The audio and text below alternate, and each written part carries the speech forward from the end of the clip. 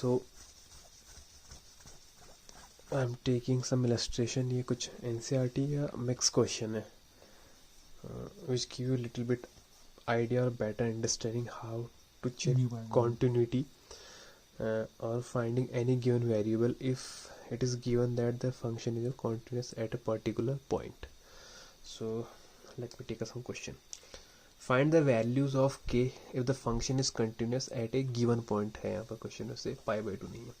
जैसे यहाँ पे गिवन पॉइंट पाई बाई 2 है, यहाँ पे गिवन पॉइंट 0 है. इसके अलॉन्ग इसकी जो ये x equal to pi by 2 है, ये इसकी फंक्शनल वैल्यू है. मतलब f pi by 2 equals to 3. अब फंक्शन क्या है वो मत देखना कि हम इसे कहाँ रखेंगे 3 आ जाएगी, वो तो मुझे गिवन है पहले से. एंड सेकंड थिंग, जहाँ पे मुझे चेक करना है वो पाई बाई 2 के अलॉन्ग ही चेक करना है. तो RHL और LHL के लिए ये जो ऊपर वाला फंक्शन है ये यूज होगा. अब ये पहले से मेंशन है कि this function is a continuous, both the function is a continuous.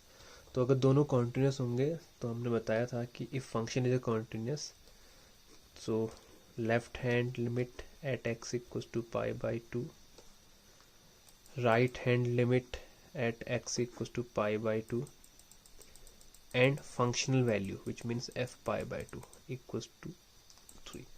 ये सब इक्वल होनी चाहिए. इक्वल मतलब है सबका वैल्यू 3 आना चाहिए.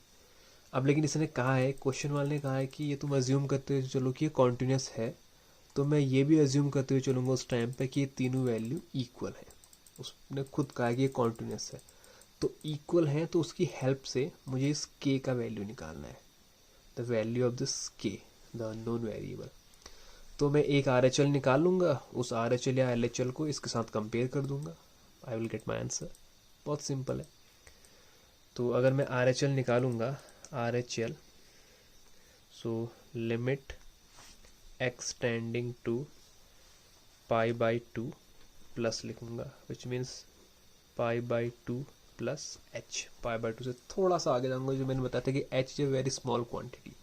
तो फिर वही बताया कि अगर मैं x pi by 2 की ओर अप्रोच करूंगा तो जो उन दोनों के बीच का गैप होगा वो 0 की ओर अप्रोच करेगा, which means limit h tending to 0 and k cos pi by 2 plus h upon pi minus का twice of pi by 2 plus h.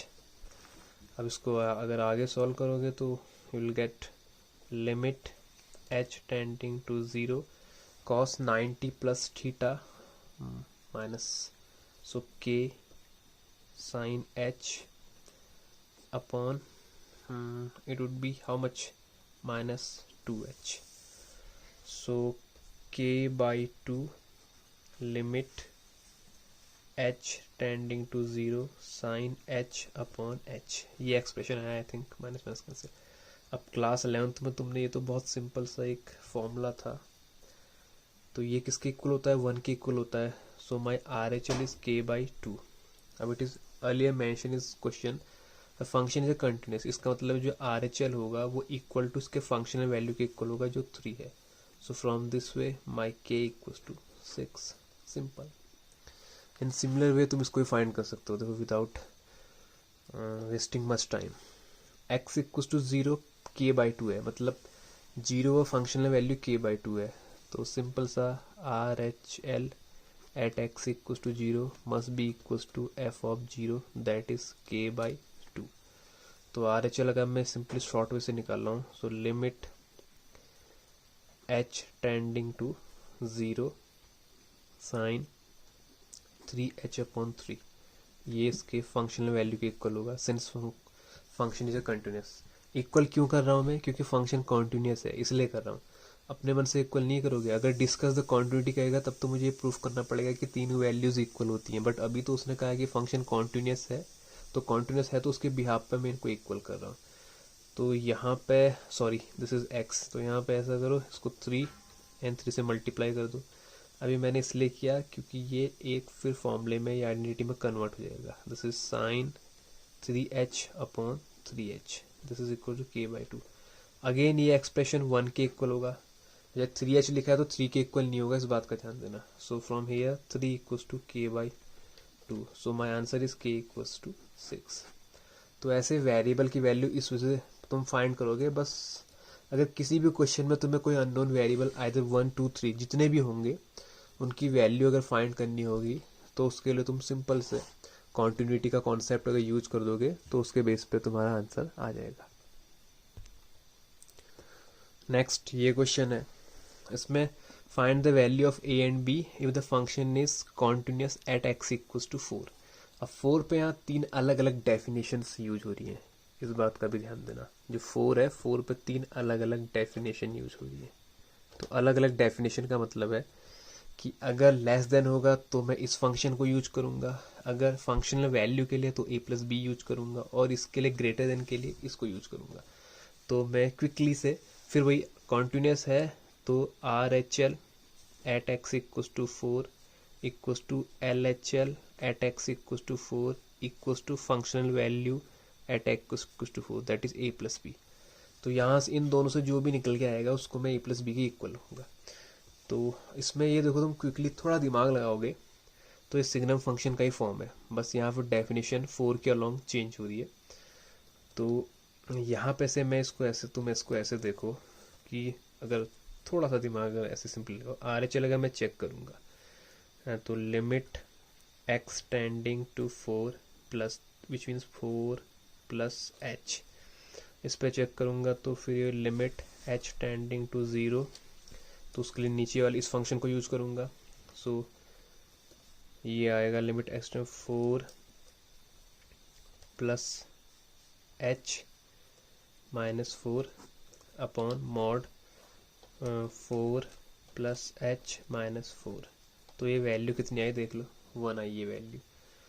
अच्छा यहाँ पे एक चीज़ और भी तो था प्लस b, तो ये 1 प्लस b आई. तो अब RHL इस फंक्शन के वैल्यू के इक्वल होगा. So from here 1 plus b equals to a plus b. ये मेरी पहली इक्वेशन आ गई. सो फ्रॉम हियर a तो निकल के आ गया, देखो 1 निकल के आ गया.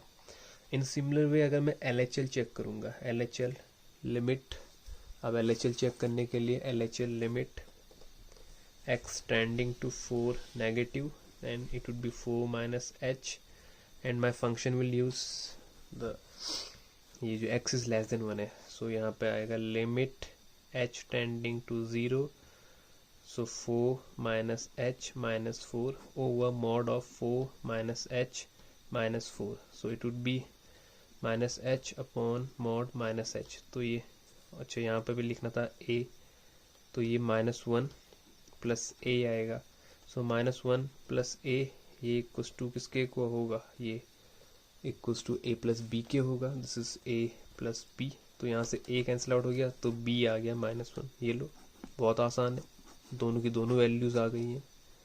तो ये इसका कॉन्सेप्ट है अगर तुम्हें वेरिएबल निकालने हैं. बस फंक्शन कॉन्टिन्यूस है तो without taking much time RHL LHL और फंक्शनल वैल्यू को इक्वल कर दो, उसमें कोई प्रॉब्लम नहीं है. ओके फिर एक और क्वेश्चन देखो, 1 minus cos 10x over x square when x is less than 0 x equals to 0. Functional value a पे, और तो इस पर if function is continuous at x equals to 0 find the value of a. तो वही बात, अगर कॉन्टिन्यूस है तो RHL at x equals to 0 equals to LHL at x equals to 0 equals to functional value a0, मतलब a के equal होना चाहिए. तो यहाँ पे मैं एक किसी फंक्शन को ले लूँगा, उसके साथ इसका कंपेयर कर दूंगा, क्योंकि कॉन्टिन्यूस है. तीनों निकालने मेरे लिए ज़रूरी नहीं है, क्योंकि इन दोनों से भी काम चल सकता है और इन दोनों से भी काम चल सकता है. तो ऊपर वाला मेरे लिए ज़्यादा ईजी लग रहा है मुझे, हालांकि करने को बच्चा इन दोनों को भी ले सकता है. तो मैं LHL लूँगा, limit x tending to 0 negative f0 minus h. So limit h tending to 0, 1 minus cos it would be 10h upon 0 minus h square. ये आ गया. अभी सिंपल सा ट्रिग्नोमेट्री फॉर्मूला है क्लास 11th का. So limit h tending to 0, 1 minus cos 10h क्या होगा, ये होता था 2 sine square h/2. So 2 sine square 5h upon h square ये होगा. अब इसके बाद इसमें देखो थोड़ा सा, अगर तुम क्लिक करेगा, यहाँ 5h है, तो मुझे भी यहाँ 5h बनाना पड़ेगा ताकि मैं इसको साइन 5h अपॉन 5h का होल स्क्वायर लिख सकूँ। तो उसके लिए मुझे यहाँ 25 से मल्टीप्लाई करना पड़ेगा, एट द सेम टाइम यहाँ भी करना पड़ेगा नलीफाई करने के लिए। तो 50 limit h tending to 0 sine 5h over 5h whole square. अब ये एक्सप्रेशन क्या होगा, तो बहुत सिंपल है, ये तो बन गया 1। तो यहाँ से क्या आएगा मेरे पास, यहाँ से मेरे पास आएगा 50। अब इस 50 को मुझे इसकी फंक्शनल वैल्यू के इक्वल करना होगा। क्यों इक्वल करूंगा, क्योंकि खुद क्वेश्चन में ये कहा गया है कि फंक्शन इज कॉन्टिन्यूस। अगर कॉन्टिन्यूस है तो पहले से हम ये अज्यूम करते हुए चलेंगे कि सारी वैल्यूज इक्वल होंगी। तो इसको a के इक्वल कर दूंगा तो मेरा a 50 आ गया, वेरी सिंपल। तो ये इसका आंसर हो गया। तो इस बेस पर तुम इस टाइप से क्वेश्चन कर सकते हो। अब ये क्वेश्चन है, इसमें discuss the continuity at x equal to 0, ये पता करना है। मतलब फंक्शन की कॉन्टिन्यूटी पता करनी है x इक्वल टू 0 पे, कि फंक्शन क्या होगा, कॉन्टिन्यूस होगा या डिसकॉन्टिन्यूस होगा। तो फिर यहाँ भी तीनों, अब कॉन्टिन्यूटी जब डिस्कस करनी है तब तुम आगे फर्दर तभी बढ़ पाओगे जब ये बढ़ना। पहले तो एक वैल्यू निकाल लो, यहाँ से RHL ही निकाल लो। जब RHL निकाल लोगे, अगर वो 0 आ गई तो आगे बढ़ना, नहीं आएगी तो वहीं पे बात फिनिश हो गई कि फंक्शन इज नॉट कंटिन्यूस। तो फंक्शनल वैल्यू तो मुझे पता है 0 के इक्वल है, तो RHL निकाल लेते हैं। RHL at x equal to 0 find कर लो। तो ये क्या होगा, इसको limit x tending to 0 plus f0 plus h, which means limit h tending to 0, so e raised to the power 1 over 0 plus h minus 1 over e raised to 1 over 0 plus h minus 1। तो इसको solve करो, ये आएगा limit h tending to 0। अच्छा ये लिख लेना, when x approaching to 0 h will also approaching to 0। So ये e raised to the power 1 over h minus 1 upon, sorry ये प्लस है, this is e raised to 1 upon h plus 1। तो अब ऐसा करो, e raised to 1 upon h common ले लो। तो अगर कॉमन लोगे, so limit h tending to 0, common लेने कैंसिल आउट हो जाएगा, 1 minus 1 over e raised to the power 1 over h, ये आएगा upon 1 plus 1 over e raised to 1 upon h। अब यहाँ पे ये लॉजिक देखो कि ये एक्सप्रेशन कितना होगा, ये देखो, when h tending to 0 1 upon h tending to infinity, so e raised to 1 upon h tending to infinity 1 upon e raised to 1 upon h this tending to 0।